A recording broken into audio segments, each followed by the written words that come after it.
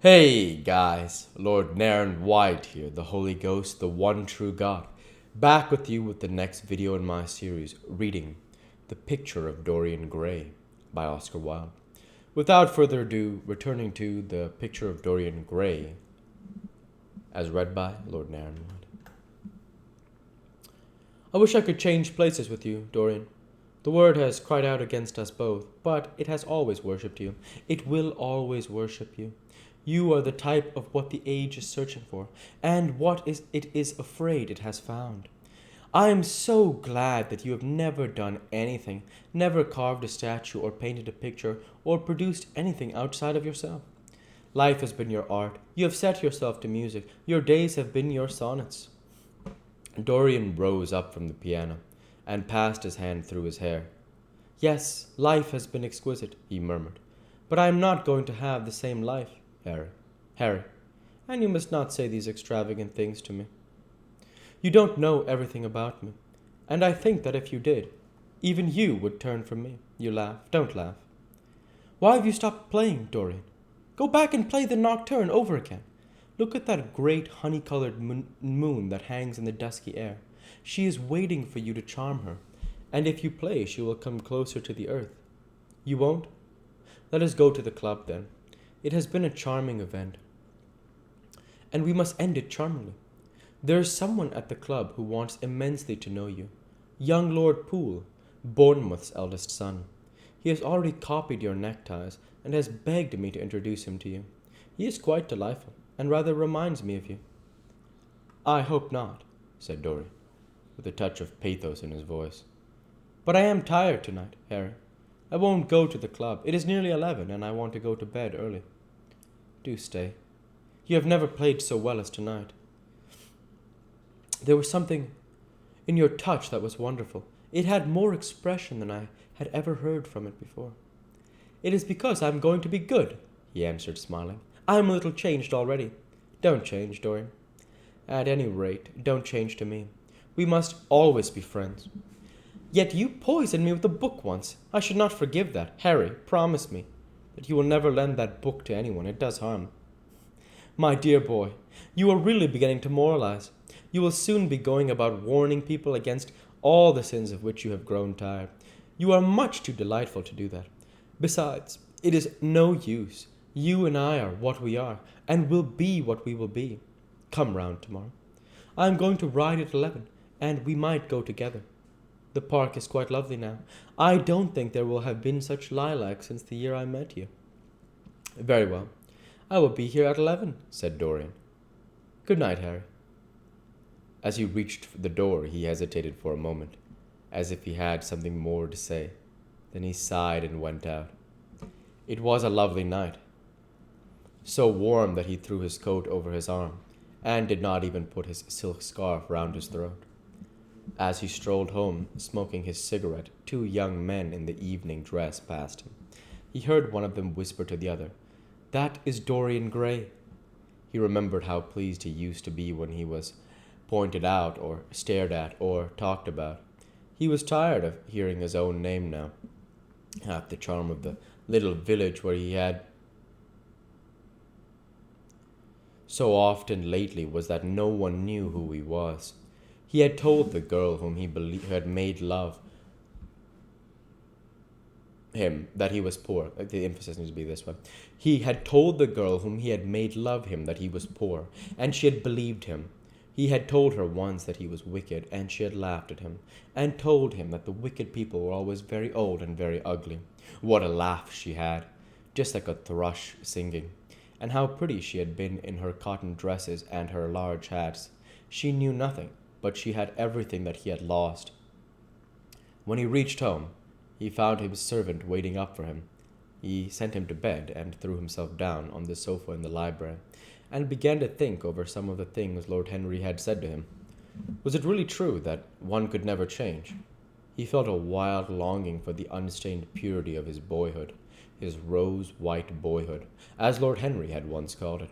He knew that he had tarnished himself, filled his mind with corruption and given horror to his fancy, that he had been an evil influence to others, and had experienced a terrible joy in being so, and that of the lives that had crossed his own it had been the fairest and the most full of promise that he had brought to shame. But was it all irretrievable? Was there no hope for him? It was better not to think of the past. Nothing could alter that. It was of himself and his own future that he had to think. Alan Campbell had shot himself one night in his laboratory, but had not revealed the secret that he had been forced to know. The excitement, such as it was, over Basil Hallward's disappearance would soon pass away. It was already waning. He was perfectly safe there, nor indeed was it the death of Basil Hayward that weighed most upon his mind. It was the living death of his own soul that troubled him. Basil had painted the portrait that had marred his life. He could not forgive him that. It was the portrait that had done everything. Basil had said things to him that were unbearable, and that he had yet borne with patience. The murder had been simply the madness of a moment. As for Alan Campbell, his suicide had been his own act. He had chosen to do it. It was nothing to him. A new life. That was what he wanted. That was what he was waiting for. Surely he had begun it already. He had spared one innocent thing. At any rate, he would never again tempt innocence. He would be good. As he thought of Hetty Merton, he began to wonder if the portrait in the locked room had changed. Surely, it was not so horrible as it had been. Perhaps, if life became pure, he would be able to expel every sign of evil passion from the face. Perhaps the signs of evil had already gone away. He would go and look. He took the lamp from the table and crept upstairs. As he unlocked the door, a smile of joy flitted across his young face and lingered for a moment about his lips. Yes, he would be good, and the hideous thing that he had hidden away would no longer be a terror to him. He felt as if the load had been lifted from him already. He went in quietly, locking the door behind him, as was his custom, and dragged the purple hanging from the portrait. A cry of pain and indignation broke from him. He could see no change, unless that in the eyes there was a look of cunning, and in the mouth the curved wrinkle of the hypocrite. The thing was still loathsome, more loathsome, if possible, than before. And the scarlet dew that spotted the hand seemed brighter, and more like blood newly spilt. Had it been merely vanity that had made him to do his one good deed, or the desire of a new sensation, as Lord Henry had hinted with his mocking laugh, or that passion to act a part that sometimes makes us do things finer than we are ourselves, or perhaps all these? Why was the red stain larger than it had been? It seemed to have crept like a horrible disease over the wrinkled fingers. There was blood on the painted feet, as though the thing had dripped. Blood even on the hand that had not held the knife. Confess. Did it mean that he was to confess? To give himself up and be put to death? He laughed. He felt that the idea was monstrous. Besides, who would believe him, even if he did confess? There was no trace of the murdered man anywhere. Everything belonging to him had been destroyed. He himself had burned what had been below stairs. The world would simply say he was mad. They would shut him up if he persisted in his story. Yet it was his duty to confess and to make public atonement. There was a God who called upon men to tell their sins to earth as well as to heaven. Nothing that he could do would cleanse him till he had told his own sin.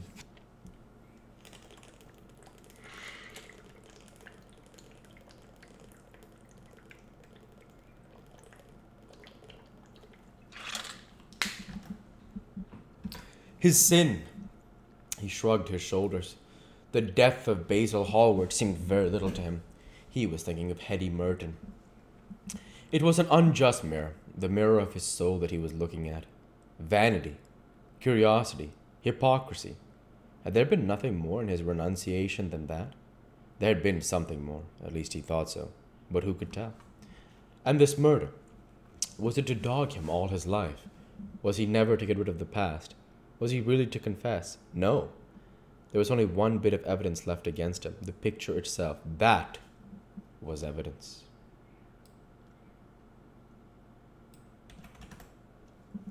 We'll go ahead and stop there for this week. As usual, I want to say thank you for watching, and I hope you enjoyed. Please like, comment, and subscribe, as it greatly helps the channel. Light be with you all. Take care, and thanks again.